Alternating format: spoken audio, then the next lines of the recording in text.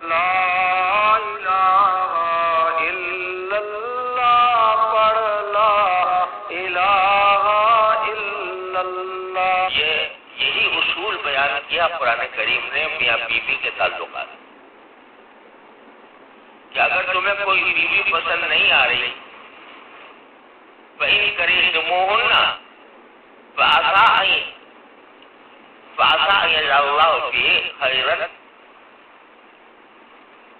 یہ تو ہے فَعَسَىٰ أَن تَكْرَهُوا شَيْئًا وَهُوَ خَيْرٌ لَكُمْ وَيَجْعَلُ اللَّهُ فِيهِ خَيْرًا كَثِيرًا.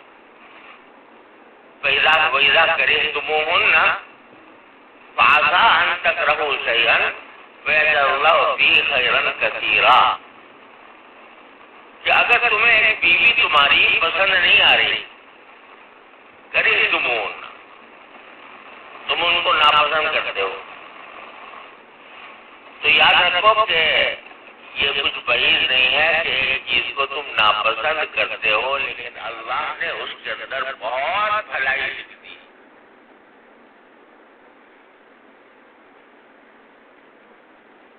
تو بعض اوقات انسان کی نگاہ چھوٹی سی برائی پر ہوتی ہے اور وہ یہ بھول جاتا ہے کہ اس کے اندر اچھائیاں بھی کتنی. اور ایک اور حدیث میں فرمایا لا یملک مومن مومنۃ اذا اثبت منها خلقا رضی منها آخر او کما قال صلی اللہ علیہ وسلم.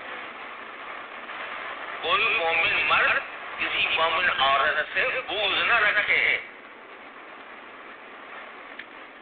اگر اس کی ایک بات ناپسند ہے تو کوئی دوسری بات پسند بھی ہوگی.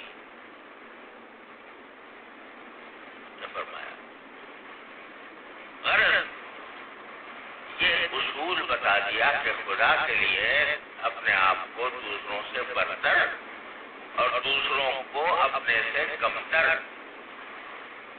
ہر چیز نہ سمجھو.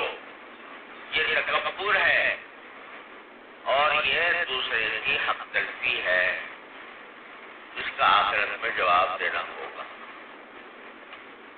تو پہلا سبق یہ دیا کہ ایک دوسرے کا مذاق نہ اڑاؤ اور یہ بات ذہن میں رکھو کہ جس کو تم کمتر سمجھ رہے ہو سکتا ہے وہ تم سے بہت اعلیٰ ہو، بہت اعلیٰ درجے کا ہو. یہ اصول اگر ذہن میں بیٹھ جائے تو انشاءاللہ تکبر کا خاتمہ ہو جائے گا. تکبر اسی وقت ہوتا ہے جب آدمی سمجھتا ہے بنا سے میں بہتر ہوں، بنا سے میں بدتر ہوں. تو اللہ نے یہ اور مردوں کو الگ عورتوں کو الگ یہ پیغام دے دیا. اللہ تعالیٰ ہمیں ہمارے دلوں میں یہ بات اتار دے، ذہن نشین کر دے کہ کوئی کسی کو بھی ہم حقیر ذلیل ہرگز نہ سمجھیں.